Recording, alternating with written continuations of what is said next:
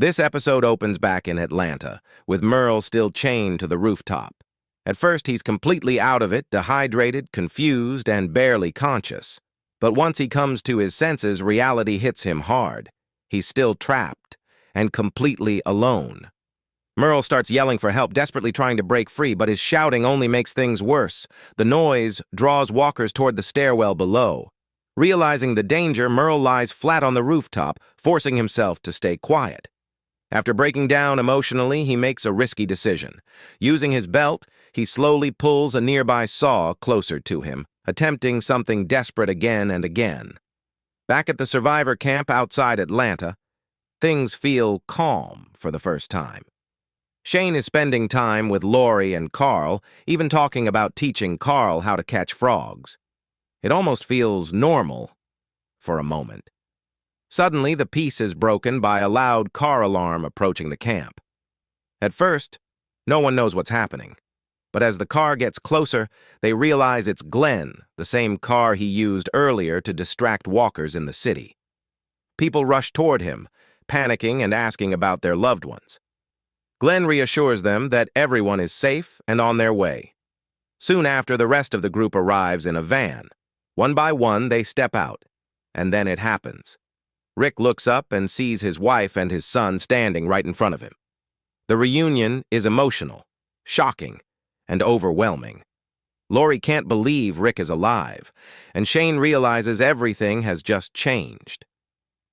Later that night, the group talks about Merle. Rick admits he left him handcuffed in Atlanta. T-Dog explains that he chained the door to stop walkers from getting to Merle. The discussion turns tense, with everyone questioning whether the decision was right, and whether Merle could still be alive. The next morning, Rick wakes up to a quiet camp. Carol greets him, and Glenn complains about people already taking parts from the red car he brought back. Rick later speaks privately with Lori about the argument from the night before. But their conversation is cut short by sudden screams from another part of the camp. All the able-bodied men rush toward the noise. They find a walker feeding on a dead deer and quickly kill it. Then, the bushes start shaking.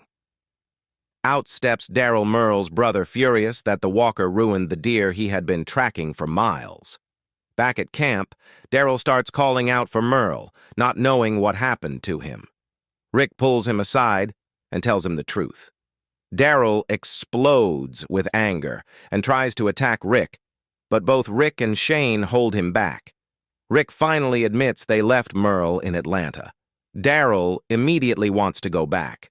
Rick agrees to return not just for Merle, but to retrieve a bag of guns he left behind. That bag also contains a walkie-talkie, which could allow Morgan to contact him. T-Dog volunteers to go, and Glenn joins them since he knows the city. The group heads back into Atlanta and returns to the same building from before. They cut through the chains and unlock the door, bracing themselves for the worst. Inside, they find something no one expected.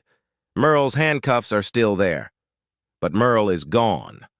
And the only sign of what happened is his severed hand.